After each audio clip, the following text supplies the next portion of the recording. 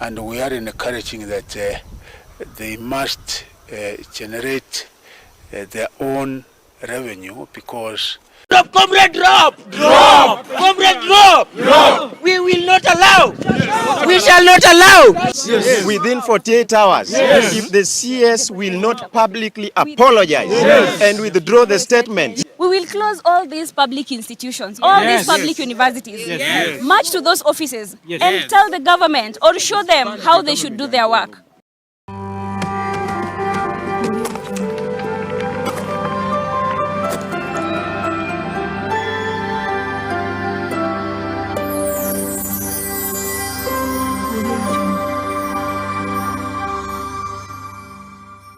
Each and every university in Kenya, because a number of our universities are faced with problems, particularly finance. You get them complaining about underfunding, and we are encouraging that they must generate their own revenue, because the exchequer, as it is now, is not going to be able to continue funding more, because in Kenya education takes 25.9%. So we have to find other ways of creating and generating revenue for universities, and they have to look at other revenue streams. Does he understand that the president signed a charter with the members of the university community? And now that he has taken a position, do we still go to present our views, how to finance university education, to the Presidential Working Party on educational reforms? We want him to come in the open and tell us what he meant, because as a union, we can petition the president so that he's being removed there forthwith. Drop, comrade, drop! Drop! Comrade, drop! Drop! We will not allow! We shall not allow! Neither will we give them any chance! Comrades, power! Comrades, power! It is either now or now!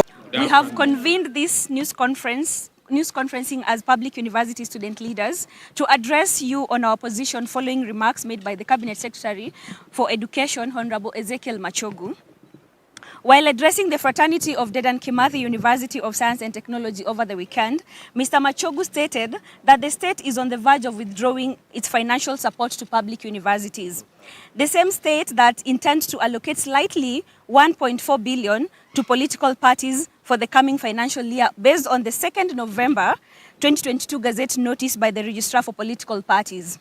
The same state whose Cabinet Secretary for Public Service, Honorable Aisha Jumwa, hinted at increasing salaries for public servants.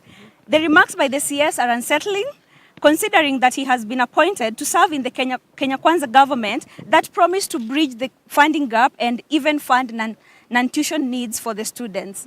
Are Mr. Machogu's remarks to be taken as part of the education agenda for the Kenya Kwanza government? Is that really what was included in their plan?